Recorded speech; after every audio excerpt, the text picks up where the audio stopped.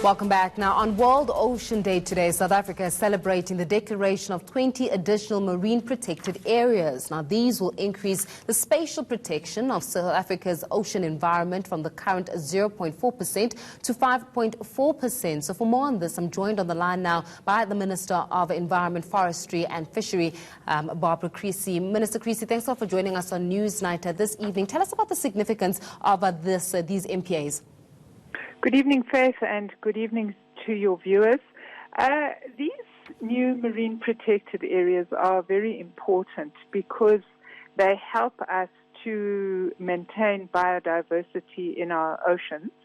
And the whole issue of biodiversity is very linked, firstly, to how the natural life in our oceans survives, and secondly, how we support human activity, such as fishing, which provides a livelihood for many people living in coastal communities in our country.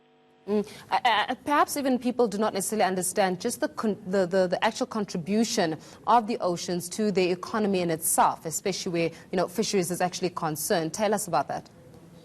Well, currently our oceans contribute about 4.5% to our gross domestic product, and they create about 6,500 jobs. Now, in the previous political term, there was a decision taken that we needed to find ways to grow our oceans economy so that we can create jobs and so that we can obviously increase economic activity in our country as a whole.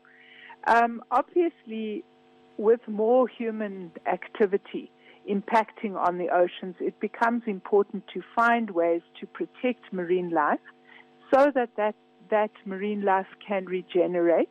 And if you're engaged in economic activities in the oceans, obviously it's not just fishing. There would be tourism, there would be shipping. We know that there is prospecting off our coasts for oil and gas. All of those activities can impact on marine life, and it's very important to protect it so that it has a way of sustaining itself for generations to come. I mean, we're talking about sustaining itself for generations to come.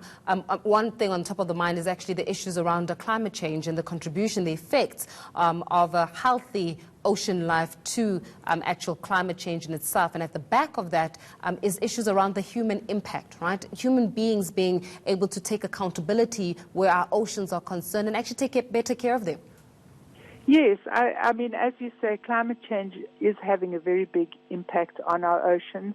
It's obviously changing the patterns of migration of marine animals, and that obviously impacts on the location of fish stocks. So people who might traditionally have been dependent on fishing certain types of fish for their livelihoods could find that those fish are migrating as a result of climate change. But I think the other thing we all understand is the impact that plastic waste is having on our oceans and on the sustainability of marine life. So all of these things mean that creating protected areas is very important. You know, we have currently about 13% of our land is under conservation, but at this stage only 5% of our seas. Minister Creecy? Sorry, it's okay. No, it's okay. So only 5% of our oceans are protected, but currently 13% of our land. And that conservation activity on land has proven to be important to support biodiversity and a range of natural resources that we are reliant on land. So I think that we are wanting to take a similar approach on sea so that as we increase economic activity, it should be sustainable going into the future.